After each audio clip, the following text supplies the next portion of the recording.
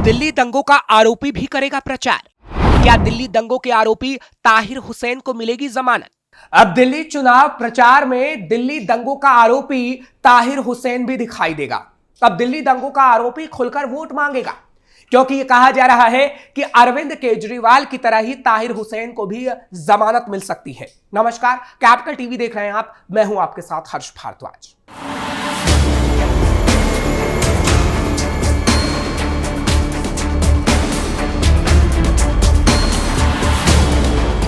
साल 2024 था और तारीख 10 मई की थी। उस वक्त पूरे देश में लोकसभा चुनाव का संग्राम छिड़ा था। इस बीच एक याचिका पर सुनवाई करते हुए सुप्रीम कोर्ट ने जेल में बंद अरविंद केजरीवाल को चुनाव प्रचार के लिए 20 दिन की अंतरिम जमानत मंजूर कर ली थी। केजरीवाल मनी लॉन्ड्रिंग के आरोप में जेल में बंद थे। इस घटना के 9 महीने बाद सुप्रीम कोर्ट में इसी तरह की एक और याचिका पहुंची। यह याचिका मुस्तफाबाद से एआईएमआईएम के उम्मीदवार ताहिर हुसैन ने दाखिल की थी। ताहिर दिल्ली दंगों के आरोपी है और चुनाव प्रचार के लिए 15 दिन के लिए अंतरिम जमानत मांग रहे थे। हालांकि कोर्ट ने उसे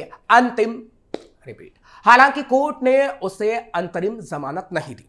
2 जजों के बीच फैसले को लेकर मतभेद होने की वजह से ताहिर को राहत नहीं मिली। सुप्रीम कोर्ट से ताहिर हुसैन की याचिका खारिज होने के बाद सवाल उठ रहा है, क्या अरविंद केजरीवाल की तरह उन्हें अंतरिम जमानत मिल जाएगी क्या? वो भी तब जब सर्वोच्च अदालत में सुनवाई के दौरान कई मौकों पर अरविंद केजरीवाल केस का उदाहरण दिया गया। खुद जस्टिस अमानतुल्लाह ने अपने फैसले में अरविंद केजरीवाल केस का जिक्र किया। केजरीवाल के केस और ताहिर के केस में कितना फर्क? मार्च 2024 में प्रवर्तन निदेशालय ने अरविंद केजरीवाल को गिरफ्तार किया था। केजरीवाल पर दिल्ली आबकारी नीति के मामले में साजिश का आरोप था। वहीं ताहिर पर कुल 5 केस दर्ज हैं, जिसमें कई केस गंभीर आरोपों के तहत दर्ज हैं। अपने आदेश में जस्टिस पंकज मित्तल ने इसका जिक्र भी किया है। जस्टिस मित्तल ने अपने आदेश में कहा कि एक मामले में अगर हम अंतरिम राहत दे भी देते हैं तो इसका कोई फायदा नहीं होगा। जस्टिस मित्तल ने कहा कि 2 केस अभी और हैं जो गंभीर है। जस्टिस मित्तल का कहना था कि अगर हम इस केस में अंतरिम राहत देते भी हैं तो याचिकाकर्ता के लिए बाहर निकलना आसान नहीं होगा। ट्रायल कोर्ट पहले ही हुसैन और अन्य के खिलाफ आईपीसी की धारा 147, 148, 153A, 302, 365, 120B, 149, 188 और 153A आईपीसी के तहत आरोप तय कर चुकी है। ताहिर ग्राउंड पर कैसे करेंगे चुनाव प्रचार? सुनवाई के दौरान ताहिर हुसैन की तरफ से पेश हुए वरिष्ठ वकील सिद्धार्थ अग्रवाल ने कहा कि ताहिर पिछले 5 साल से जेल में बंद है। उसके खिलाफ चार्जशीट दाखिल है, लेकिन ट्रायल नहीं चलाया जा रहा है। 2 गवाह अभी तक हो पाया है। ऐसे में ताहिर हुसैन को 15 दिन की अंतरिम जमानत दी जाए, जिससे ताहिर हुसैन चुनाव प्रचार कर सके। सिद्धार्थ अग्रवाल ने इस दौरान अरविंद केजरीवाल केस का उदाहरण भी दिया, जिसका additional solicitor general SV Raju ने विरोध किया। ASG राजू का कहना था कि अरविंद केजरीवाल राष्ट्रीय पार्टी के प्रमुख थे, जबकि ताहिर हुसैन सिर्फ एक उम्मीदवार है। राजू के मुताबिक कोर्ट अगर इस तरीके से हर उम्मीदवार को जमानत देने लगी तो जेल में बंद कैदी चुनाव ही नहीं लड़ना चाहेंगे। देश में हर वक्त चुनाव चलता रहता है। फैसला सुनाते वक्त जस्टिस मित्तल ने कहा कि ताहिर पिछले 5 साल से जेल में है, ग्राउंड पर भी सक्रिय नहीं है। ऐसे में चुनाव प्रचार के लिए अंतरिम जमानत का यह आधार नहीं हो सकता। सुप्रीम कोर्ट ने फैसला सुनाते हुए कहा कि जनप्रतिनिधित्व अधिनियम के मुताबिक हिरासत या जेल में बंद कैदी मतदान नहीं कर सकता। ताहिर अभी जमानत पर नहीं है। अगर हम उसे 15 दिन के लिए अंतरिम जमानत देते हैं तो इसका मतलब होगा हम उसे वोट करने की इजाजत दे रहे हैं। सुनवाई के दौरान ASG राजू ने कहा कि जेल से प्रचार कर भी कई लोग जीत जाते हैं। अरविंद केजरीवाल को प्रचार के लिए अंतरिम जमानत दी गई थी, लेकिन फिर भी उनकी पार्टी दिल्ली में नहीं जीत पाई। ताहिर के फैसले को लेकर जजों की राय अलग अलग। अरविंद केजरीवाल की अंतरिम जमानत का मामला 3 जजों की बेंच में सुना गया था। केजरीवाल को राहत देने को लेकर तीनों जज सहमत थे, लेकिन ताहिर मामले में ऐसा नहीं हुआ। ताहिर मामले में जहां सुप्रीम कोर्ट के जज जस्टिस पंकज मित्तल ने सिरे से अंतरिम जमानत की मांग को खारिज कर दिया है, वहीं जस्टिस अमानतुल्लाह ने अंतरिम जमानत मंजूर करने की बात कही है। हालांकि राय अलग अलग होने की वजह से यह मामला अब 3 जजों की बेंच में जाएगा। AIMIM ने ताहिर हुसैन को बनाया उम्मीदवार। दिल्ली विधानसभा चुनाव में असदुद्दीन ओवैसी की पार्टी ऑल इंडिया मजलिस ए इत्तेहाद उल मुस्लिमीन यानी AIMIM ने 2020 दिल्ली दंगों के आरोपी और आम आदमी पार्टी के पूर्व पार्षद ताहिर हुसैन को प्रत्याशी बनाया है। AIMIM के दिल्ली दंगों के आरोपी ताहिर हुसैन को मुस्तफाबाद सीट से चुनाव लड़ाने का ऐलान किया गया है। ताहिर हुसैन पर क्या है आरोप? 2020 दिल्ली दंगों का आरोपी ताहिर हुसैन अभी जेल में बंद है। कोर्ट ने एक मामले में उसे मई में ही जमानत दे दी थी। इसके बाद भी ताहिर सलाखों के पीछे ही है क्योंकि उस पर कई मामले चल रहे हैं। पुलिस की चार्जशीट में ताहिर हुसैन को दंगों का मास्टरमाइंड बताया गया था। दंगों में नाम आने के बाद आपने उसे पार्टी से निकाल दिया था।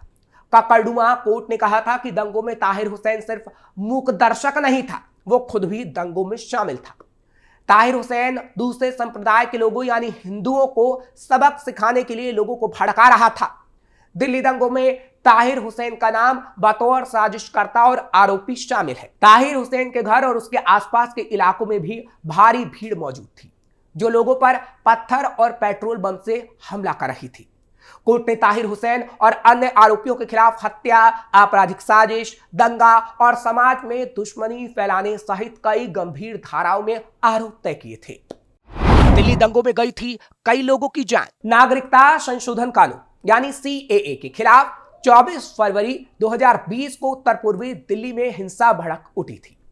इन दंगों में 53 लोगों की मौत हो गई थी और करीब 700 लोग घायल हुए थे।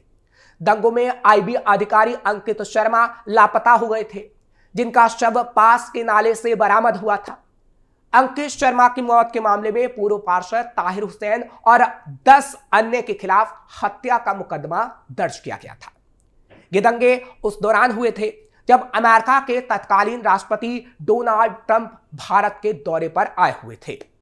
दिल्ली दंगों के दौरान हुआ था हिंदुओं का पलायन। पलायन अगर तरक्की के लिए हो तो अच्छा होता है, लेकिन डर या मजबूरी में किसी को बसाया घर छोड़कर अनजान जगह पर जाना पड़े तो उस पर क्या गुजरती होगी, इसे वही व्यक्ति या परिवार समझ सकता है। राष्ट्रीय राजधानी दिल्ली के एक हिस्से में दिल्ली दंगों के दौरान यही हुआ था। उत्तर पूर्व दिल्ली के 2020 के दंगे हिंदुओं के लिए काल साबित हुए थे। नागरिकता संशोधन कानून के खिलाफ शाहीन बाग में महीनों तक चले धरने की आड़ में दिल्ली में दंगों की साजिश रची गई और इसके लिए चुने गए यमुना पार के इलाके जहां हिंदू मुस्लिम की मिली जुली आबादी रहती है। जिन इलाकों में मुसलमानों की आबादी ज्यादा थी वहां हिंदुओं पर क्या बीती ये किसी से छिपा नहीं है। दंगों के बाद उन इलाकों में सब कुछ बदल गया। डरे हुए लोग औने पौने दाम पे अपना घर बार बेचकर दूसरी जगह पर चले गए। वो किसी भी तरह उन इलाकों से निकलना चाहते थे क्योंकि उन्हें अपने परिवार और बच्चों के भविष्य की चिंता थी। मुस्लिम आबादी से सटे इलाकों में जहां पहले हिंदू बड़ी संख्या में रहते थे, अब वहां वो अल्पसंख्यक हो गए थे। दंगों के दौरान हिंदुओं को किया गया था परेशान। दंगे के दौरान घर के बाहर उन्मादी मुसलमान अल्लाहू अकबर के नारे लगा रहे थे, सड़कों पर आगजनी कर रहे थे। ऐसे में अगले पल क्या होगा ये सोचकर उस माँ बाप के दिल पर क्या बीतती होगी जिनके पास उसके बच्चे थे। आप खुद ही सोच कर देखिए। भागीरथी बिहार में रहने वाले शंकर लाल ने दंगों को लेकर बताया था कि मुझे अपनी चिंता नहीं थी, मुझे सबसे अधिक चिंता अपनी 2 जवान बेटियों, पत्नी और बेटों की थी। भगवान की कृपा हुई कि फोर्स आ गई और दंगाई वहां से भाग गए। लेकिन पास ही मुसलमानों का एक मैरिज होम है, वहां से घंटों गोलियां चलाई गई, बस किसी तरह जान बच गई। वो आगे बताते हैं दंगों के बाद वहां से हिंदुओं ने अपने मकान बेचने शुरू कर दिए। उन्होंने कहा कि मैंने और मेरे दोनों भाइयों ने भी मकान बेच दिया। हमारी गली में अब 4-5 हिंदू परिवार ही बचे हैं। उनके मकानों का बयाना भी मुसलमान प्रॉपर्टी डीलर ने ही दिया हुआ है। यहां सक्रिय मुसलमान प्रॉपर्टी डीलर 5 से 7 लाख रुपए बयाना देकर 6 महीने में रजिस्ट्री करवाने के लिए करारनामे पर हस्ताक्षर करवा रहे हैं। मुसलमान हिंदुओं के मकान खरीद रहे हैं।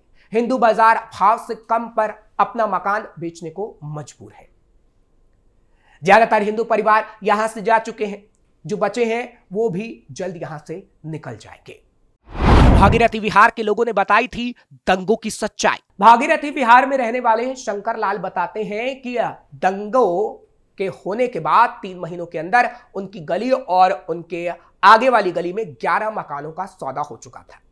ऐसे ना जाने कितने घर बिक चुके हैं और न जाने कितने घरों का सौदा हो चुका है।